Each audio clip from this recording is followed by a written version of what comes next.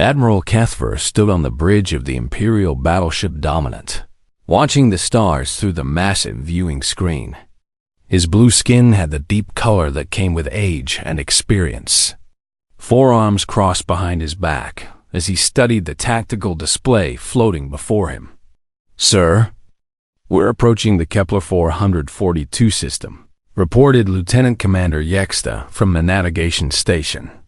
Her voice carried the usual calm tone of an Altarian officer, but Kethver could hear the slight tension underneath. "Good. Bring us out of hyperspace at the edge of the system. I want to see what we're dealing with before we commit," Kethver said. His main eyes focused on the display, while his secondary eyes watched the crew work around him. The Dominant shuddered slightly as it dropped out of hyperspace. Around them, the rest of the Third Fleet materialized in space. 200 ships of various sizes spread out in formation. Cruisers, destroyers, and support vessels took their assigned positions. It was an impressive sight, but Kethver knew it might not be enough. "Sensors are picking up the Zephyr fleet," called out Tactical Officer Rindos. "They're positioned near the fourth planet." "Sir, the numbers are worse than we thought." Kethver moved to the tactical station. The display showed red dots scattered across the system. Lots of red dots. He counted quickly and felt his stomach sink. "How many?" he asked. 3,047 ships, sir. They have the largest battle formation I've ever seen."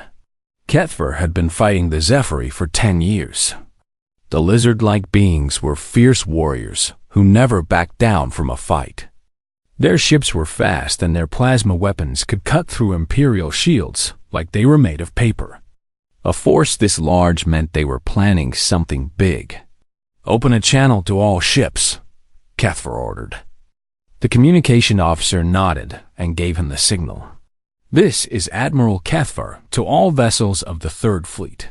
We face a large enemy force today. The Zephyr have brought everything they have to this fight. They think their numbers will scare us. They think wrong. The Empire has never bowed to threats, and we will not start today. Prepare for battle. Show them why the Imperial fleet is feared across the galaxy." The bridge crew straightened at their stations. Kethver could see the determination in their faces. Good. They would need that today. "Sir." "Incoming message from the Zephyr fleet," the communications officer announced. "Put it through."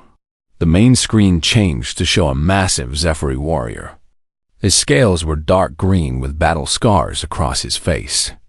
This had to be War Marshal Dexhai, the Zephyr's best military commander. "Imperial dogs," Dexhai's voice hissed through the speakers. "You have entered Zephyr space for the last time. Today, your empire learns what real power looks like. Surrender now, and we might let some of your ships escape." Kethver stepped forward, all four arms now visible on the screen. "War Marshal Dexhai, your reputation precedes you. However, this system belongs to the Empire. You are the ones who should leave." Dexhai's laugh was a harsh sound. "You bring 200 ships against 3,000. Are all Imperial officers this foolish?" "We have quality over quantity," Kethver replied calmly. "But you are welcome to test that theory. I will enjoy watching your ships burn, Admiral." The screen went black. Kethver turned back to his crew. "All ships, battle formation Alpha. Target their command ships first. If we can cut off their leadership, the rest might scatter." The Imperial fleet began to move forward. The Zephyr responded by spreading out their formation. Both sides knew this would be a long, bloody battle. "Sir," called sensor operator Medieval from her station. "I'm getting strange readings from the outer system." "What kind of readings?" "Unknown energy signatures, sir. They don't match anything in our database.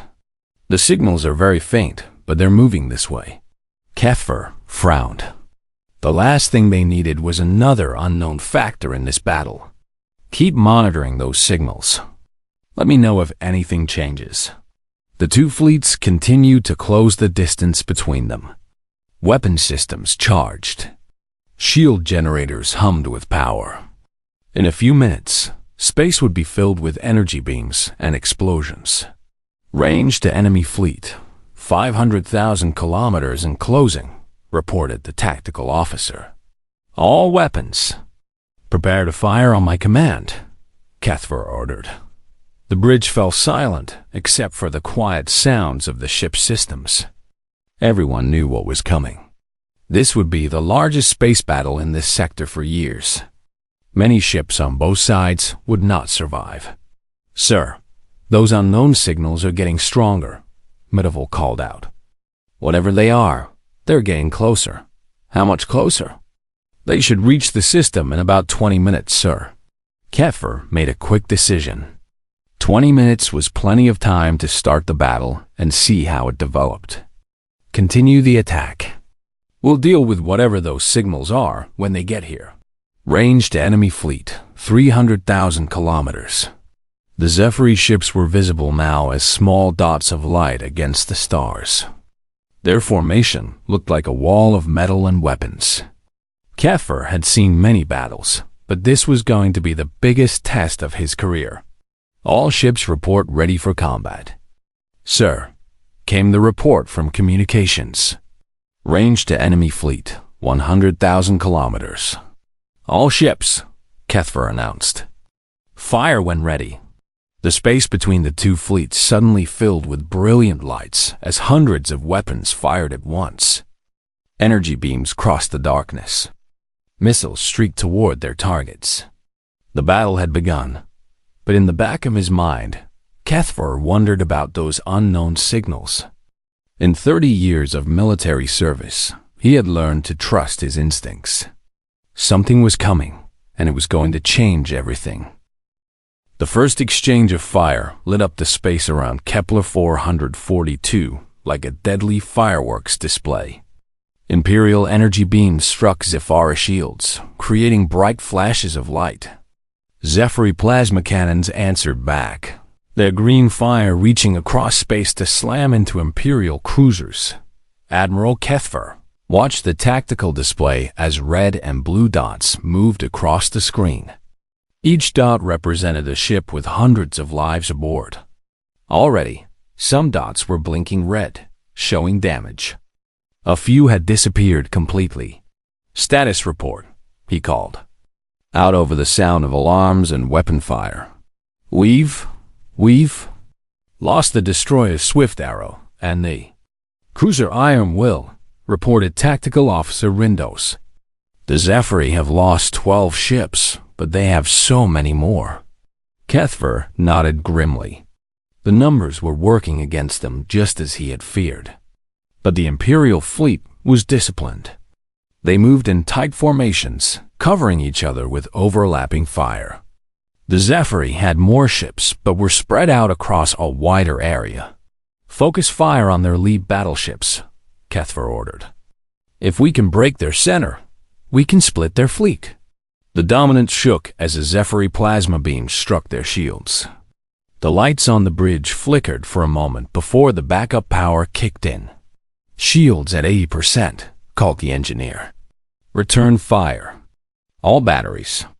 The Imperial battleship's main guns fired in sequence, sending massive energy beams toward the nearest Zephyr warship. The enemy ship's shields flared bright blue before failing. The next volley tore through its hull, causing it to explode in a ball of fire. Good shooting, Keffer said. But even as he spoke, 3 more Zephyr ships moved to replace the one they had destroyed. For 20 minutes, the battle raged across the system. Ships on both sides fired everything they had. The space between the fleets became a storm of energy and metal. Explosions bloomed like deadly flowers in the darkness. The Zephyr were starting to push the Imperial fleet back. Their superior numbers were beginning to tell. War Marshal Dex High was a skilled commander, and he was using every advantage he had. Sir, Sensor Operator Medieval suddenly called out, her voice tight with confusion. Those unknown signals just entered the system. Keffer looked up from the tactical display. How many contacts? 200 ships, sir, They just dropped out of hyperspace at the system's edge. 200? Kethver repeated. Put them on the main screen. The view changed to show the outer edge of the Kepler 442 system. At first, there was nothing but stars. Then Mideville enhanced the image, and Kethver felt his breath catch in his throat. The ships were unlike anything he had ever seen. They were sleek and angular, with lines that seemed to bend light around them. They moved in perfect formation, as if they were connected by invisible strings. No wasted motion. No hesitation. Sir, they're not responding to our hails, reported the communications officer. They're not broadcasting any identification signals either. Are they scanning us? Yes, sir. Very intense scans. More detailed than anything in our database. Kethver studied the unknown ships. They were smaller than typical battleships, but something about them made his skin crawl. They radiated a sense of danger that he couldn't explain. Admiral, came a transmission from the Zephyr fleet. War Marshal Dex High appeared on a smaller screen. Are those ships with you? No, Kethver replied honestly. We've never seen them before. For the first time since the battle started, the firing between the Imperial and Zephyr fleets began to slow. Both sides were watching the newcomers with growing unease. The unknown ships continued their approach. They moved faster than should have been possible, covering vast distances in moments. Their acceleration readings didn't match any known propulsion system. Sir, they're heading directly for the Zephyr fleet, Mideville reported. Open a channel to all ships, Kethver ordered. Cease fire. Let's see what these newcomers want. The Imperial fleet stopped shooting. A few seconds later, the Zephyr did the same. The silence felt strange after the noise of battle. The unknown ships continued their approach. As they got closer, more details became visible. Their hulls seemed to shift and change color, as if they were made of some kind of living metal. No windows were visible. No obvious weapon systems could be seen. This is Admiral Kethvar of the Imperial Third Fleet. He broadcast on all frequencies. Unknown vessels, please identify yourselves and state your intentions in this system. There was no response. War Marshal Dex High tried the same thing from his flagship. Unknown ships, this is War Marshal Dex High of the Zephyr Confederation. You are entering a combat zone. Identify yourselves immediately. Still nothing. The mysterious fleet reached the edge of the battle area and stopped. 200 ships arranged themselves in a formation that looked almost artistic. They hung in space like they were waiting for something. Sir, they're scanning everything, Mideville reported. They're mapping our ship designs, our weapons, our shield frequencies. They're learning about us. Can we block their scans? I don't think so, sir. Their scanning technology is far ahead of ours. Kethver felt a chill run down his spine. In all his years of service, he had never encountered technology that was beyond Imperial understanding. The Empire had always been the most advanced civilization in this part of the galaxy. War Marshal, he called to Dex High. I suggest we work together until we know what these ships want. The Zephyr commander's scales had gone pale. Agreed, Admiral. Something about these vessels disturbs me. For several long minutes, the three fleets faced each other in an uneasy standoff. The Imperial and Zephyr ships, which had been trying to destroy each other moments before, now felt like old friends compared to the silent newcomers. Then the unknown ships began to move again. But this time, they weren't moving toward both fleets. They were heading directly for the Zephyr. They're targeting us. Dex High shouted over the communication link. All ships, raise shields. Prepare for combat. The Zephyr fleet quickly reformed their battle line. 3,000 ships turned to face the 200 mysterious vessels. It should have been an easy fight for the Zephyr, but somehow Kethver didn't think it would be. Sir, the unknown ships are powering up weapons, Rindos reported. but the energy readings don't match anything in our database. Kefir watched as the sleek ships began to glow with an inner light. Whatever they were about to do, it was going to be devastating. All ships, move back, he ordered. Give them room. The Imperial fleet pulled back from the combat area. They were no longer participants in this fight. They had become witnesses to something that would change everything they thought they knew about warfare in space. The unknown ships attacked without warning. Admiral Kefir had seen many space battles in his career, but nothing had prepared him for what happened next. The mysterious vessels didn't charge forward like normal warships. They didn't fire the usual energy beams or plasma cannons. Instead, they did something that broke every rule of space combat he knew. The ships seemed to flicker. One moment they were in their formation at the edge of the battle zone. The next moment, they were scattered throughout the Zephyr fleet like ghosts that had passed through solid walls. How did they move so fast? Gasped Tactical Officer Rindos. Sir, I'm reading impossible acceleration numbers. Sensor Operator Minival reported, her voice shaking. They went from 0 to near light speed in 3 seconds. That should have turned their crews into paste. War Marshal Dex High's voice crackled over the communication channel. All ships fire at will. Destroy these invaders. The Zephyr fleet opened fire with everything they had. 3,000 ships unleashed their plasma cannons at once. Green fire filled the space around the mysterious vessels. It was enough firepower to destroy a small moon. But when the light faded, all 200 unknown ships were still there. Not only were they undamaged, their shields hadn't even flickered. Impossible, Kefir whispered Dodd. Then the mysterious ships began to fire back. The first weapon they used defied physics as Kefir understood it. Projectiles appeared from the unknown ships, but these weren't normal missiles or energy beams. They were solid chunks of metal that somehow accelerated to incredible speeds in the space of seconds. Sir, those projectiles are moving at 30% light speed, Minival reported in disbelief. Nothing should be able to accelerate matter that fast without tearing it apart.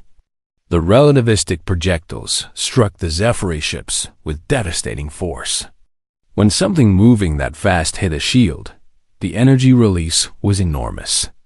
Zephyr battleships that had survived dozens of battles simply vanished in balls of pure white light.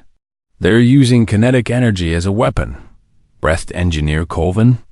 But the amount of power needed to do that. War Marshal Deshai's flagship, the mighty Death's Edge, took a direct hit from one of the projectiles. The massive Zephyr battleship, which had been the pride of their fleet, broke apart like it was made of paper. Deshai's final transmission was a single word: impossible. But the kinetic weapons were just the beginning. The unknown ships then fired beams of energy that seemed to pass right through Zephyr's shields. The energy didn't behave like normal weapons. Instead of hitting the outside of a ship and working inward, these beams appeared to strike the target from inside and outside at the same time. How are their weapons bypassing the shields? Rindos asked. They're not bypassing them, Minival replied, studying her readings. They're ignoring them completely. It's like the shields don't exist for these weapons. Zephyr ships began to die by the dozens. Their proud fleet, which had dominated this sector for years, was being destroyed faster than their crews could react. Ships that tried to run found that the mysterious vessels could somehow strike targets anywhere in the system. Sir, look at this, Minival called out. One of their ships just fired at 6 different targets at the same time. The energy beam split into 6 separate beams, each one perfectly aimed. Kefir watched in horror as a single unknown ship destroyed an entire Zephyr squadron in seconds. The beams curved through space like they were alive, seeking out their targets no matter how the enemy ships tried to dodge. The most terrifying weapon came last. Several of the mysterious ships fired beams that seemed to connect multiple targets through what looked like threads of light. When the beams fired, entire groups of HFY ships exploded at exactly the same moment, even though they were scattered across thousands of kilometers. "It's quantum entanglement," Engineer Colvin said quietly. "They're using quantum physics as a weapon. They're attacking multiple targets through connected particles." "That's impossible," Rindos protested. "No one has technology that advanced." "Tell that to the HFY," Colvin replied. "The battle, if it could even be called that, lasted exactly 17 minutes. When it was over, 3,000 HFY warships had been reduced to floating debris and radiation clouds. Not a single mysterious ship had been damaged. The silence that followed was deafening. On the bridge of the Dominant, nobody spoke. Nobody moved. They had just witnessed the complete destruction of one of the most powerful military forces in the galaxy, and it had been accomplished with casual ease. "Sir," Mideville finally whispered, "they're turning toward us." The 200 unknown ships slowly rotated to face the Imperial fleet. Their weapons were still glowing with deadly energy. Kethfer could feel the eyes of his crew on him, waiting for orders. He thought of his duty to the Empire. He thought of the 200 ships under his command and the thousands of lives they represented. He thought of War Marshal Bex High's final moments, and how the proud HFY warrior had died without even understanding what had killed him. "Open a channel to all Imperial ships," Kethfer said quietly. "Channel open." "Sir." Kethfer took a deep breath. In 30 years of military service, he had never given this order. But he had also never faced an enemy that could erase his entire fleet in minutes. "All ships, this is Admiral Kethfer. Emergency retreat. All vessels are to withdraw from the system immediately. Do not attempt to engage the unknown ships. Repeat, full retreat. Get us out of here." "Sir," protested Tactical Officer Rindos. "What about our honor? What about our duty to the Empire?" Kethfer turned to look at his tactical officer. "Our duty is to survive long enough to warn the Empire about what we've seen here today. Honor means nothing if we're all dead." The Imperial fleet began to turn away from the mysterious ships. Engine systems powered up for emergency jumped to hyperspace. Every Imperial captain knew that retreat in the face of the enemy was a court-martial offense. But they also knew that Admiral Kethfer was right as the Dominant prepared to jump to hyperspace. Kethfer took one last look at the unknown ships. They hadn't moved. They simply watched as the Imperial fleet fled the system. "Sir," Mideville reported, "I'm reading energy signatures from 17 other systems along the Imperial border. The same type of unknown ships." Kethfer felt his heart sink. 17 systems. These mysterious ships weren't just passing through. They were watching the Empire, studying them, learning about them. "Send an emergency message to Imperial Command," he ordered. "Priority Alpha.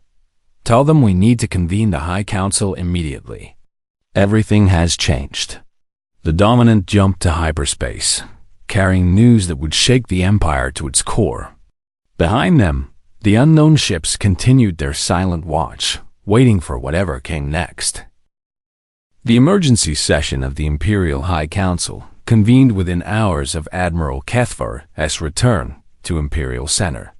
The massive chamber, which normally echoed with the formal debates of galactic politics, was filled with urgent whispers and worried voices. Emperor Vashtor sat on his crystal throne, his ancient face showing more concern than anyone had seen in decades. Around the circular chamber, representatives from every major species in the Empire had gathered. Altarians, Cetians, Vorkal, and dozens of other races all waited to hear what had shaken their military so badly. Admiral Kethfer stood in the center of the chamber, still wearing his battle-damaged uniform. He had requested permission to present his report immediately, without the usual formal procedures. The Emperor had agreed. "Show them," the Emperor commanded. The lights dimmed as holographic projectors activated. The entire battle at Kepler 442 played out above the assembled delegates in perfect detail. They watched as the unknown ships appeared, witnessed the impossible technology, and saw the complete destruction of the Zephyr fleet. When the recording ended, the chamber was silent. "These recordings have been verified by our best technical experts," announced Chief Science Advisor Telmar. "They've not been altered or enhanced in any way. What you have seen is exactly what happened." Delegate Prexina of the Vorkal hegemony was the first to speak. "This is impossible. No species in the galaxy has technology this advanced. Our xenobiologists have cataloged every sentient race for 5,000 light years in every direction. Apparently, we missed one," Admiral Kethver replied grimly. Fleet Admiral Gorthan, the Empire's highest military commander, stepped forward. "Admiral Kethver, in your professional opinion, could our fleet stand against these ships?" Kethver met his superior's gaze. "Sir, they destroyed 3,000 Zephyr warships in 17 minutes without taking a single casualty. Our entire Imperial fleet has 4,000 ships. Based on what I saw, we would last perhaps 20 minutes." The chamber erupted in shocked conversations. Delegates argued in dozens of languages. Some called for immediate military preparation. Others suggested diplomatic solutions. A few demanded that this was all some kind of mistake. Emperor Vashta raised his hand for silence. "Admiral Kethvar, you said there were 17 other systems with similar ships?" "Yes, Your Imperial Majesty. All along our outer border. They're not attacking anyone, but they're clearly watching us." Chief Science Advisor Telmar activated another hologram. This one showed a map of Imperial space with red dots marking the locations of unknown ship sightings. "We've confirmed the Admiral's report," Telmar said. "These mysterious vessels have been detected in 17 border systems. In each case, they appear to be conducting detailed scans of our defenses and shipping lanes." "They're mapping us," whispered Delegate Yiltos of the Setian Republic. "Learning our weaknesses. What about their origins?" asked the Emperor. "Where did they come from?" "We don't know," Telmar admitted. "Their ships use technology we can't understand. Their energy signatures don't match any known species. Even their metal alloys are unlike anything in our databases." Fleet Admiral Gorthan activated his personal communicator. "All border fleets, this is Fleet Admiral Gorthan. Implement Emergency Defense Protocol 7. All ships are to avoid contact with unknown vessels and report any sightings immediately. What about retaliation for the Zephyr attack?" asked Delegate Prexana. Admiral Kethver shook his head. "With respect, sir, the Zephyr fired first. The unknown ships only attacked after being shot at. If anything, they showed restraint. Restraint?" Delegate Yiltos sounded shocked. "They destroyed an entire fleet." "They could have destroyed both fleets," Kethver pointed out. "They had the power to eliminate the Imperial Third Fleet as easily as they destroyed the Zephyr. Instead, they let us leave." Emperor Vashta leaned forward on his throne. "What do you think they want, Admiral?" "I don't know, Your Majesty. But I believe they've been watching us for some time. The precision of their attacks, the way they moved through space, the advanced scans they performed. They knew exactly what they were doing." Chief Science Advisor Telmar brought up another display. "We've been analyzing the energy signatures from their weapons. The technology is centuries beyond our current understanding. What's more disturbing is that their ships seem to use some form of distributed intelligence." "What does that mean?" asked the Emperor. "They moved as if they shared a single mind, Your Majesty. Perfect coordination across 200 vessels. No communication delays. No individual mistakes. Either they have instantaneous communication technology, or what? Or they're all connected somehow." possibly through quantum entanglement networks in their brains, assuming they have brains as we understand them. The chamber fell silent again as the implications sank in. An enemy that moved with perfect unity would be incredibly difficult to defeat, even with equal technology. Your Majesty, Fleet Admiral Gorthon said carefully, I recommend we begin emergency military preparations. Recall all fleets to defensive positions around core worlds. Begin construction of new defensive platforms. Approved, the Emperor said. What about diplomatic contact? We've tried every communication frequency we know, replied Admiral Kethva. They don't respond to any of our attempts to talk to them. Keep trying, the Emperor ordered. If they wanted to destroy us, they probably would have done it already. The fact that they let you retreat suggests they might be open to communication. Delegate Prexna stood up. Your Majesty, with respect, what if this is the beginning of an invasion? What if they're just waiting for the right moment to attack all our worlds at once? Then we prepare for war, the Emperor replied. But we also prepare for peace. Chief Science Advisor, I want every xenobiologist, every communication expert, and every cultural analyst working on this problem. Find a way to talk to them. Yes, Your Majesty. Fleet Admiral, begin preparing our defenses, but do not take any aggressive action against these ships unless they attack first.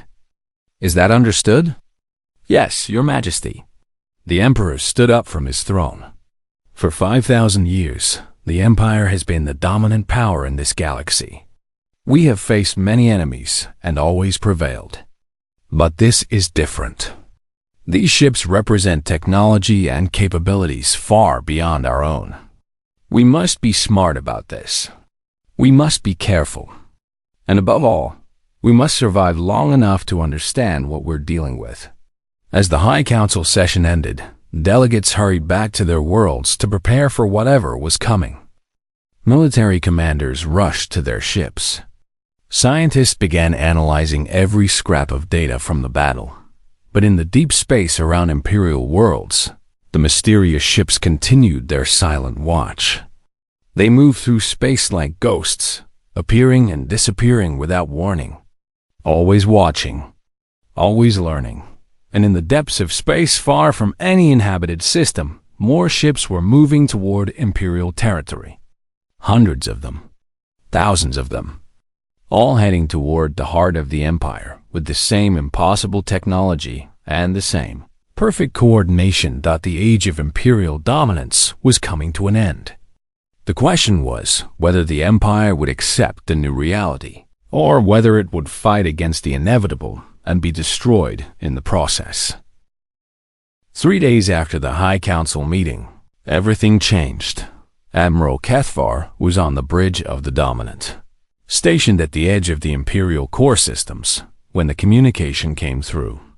It wasn't on military frequencies. It wasn't on diplomatic channels. Instead, it came through an old, almost forgotten frequency that the Empire had stopped monitoring years ago. Sir, called Communications Officer Volra. We're receiving a transmission on the primitive species contact frequency. Kethvar frowned.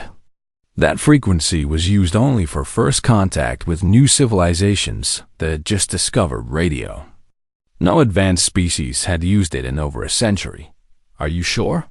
Yes, sir. And, sir, the message is in perfect galactic standard. No translation needed. That was impossible.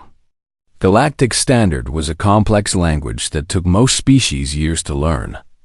Only advanced civilizations with access to Imperial databases could speak it fluently. Put it through, Kethvar ordered. The main screen activated. But instead of showing a face, it displayed only a simple text message. Request permission to open diplomatic communication with Imperial Command. We wish to discuss terms for peaceful coexistence. Sir, there's a voice component as well, Velra reported. Play it. A clear voice filled the bridge, speaking in accent-free Galactic Standard. This is Captain Sarah Chun of the Terran Expeditionary Force. We've been monitoring local communications for some time now. We apologize for the intervention at Kepler 442, but the Zephyr fleet was moving toward coordinates that contained several worlds under human protection. We're prepared to discuss terms for coexistence. The bridge fell completely silent. Kepler felt like he had been struck by lightning. Did she say human? Whispered Tactical Officer Rindos. Impossible, breathed Engineer Colvin. The humans are extinct. Their homeworld was destroyed 3 centuries ago. Kepler had studied galactic history. The humans had been a minor species on a small world called Earth, located in a remote system. They had just begun to explore space when a massive asteroid struck their planet. Imperial deep space sensors had detected the impact.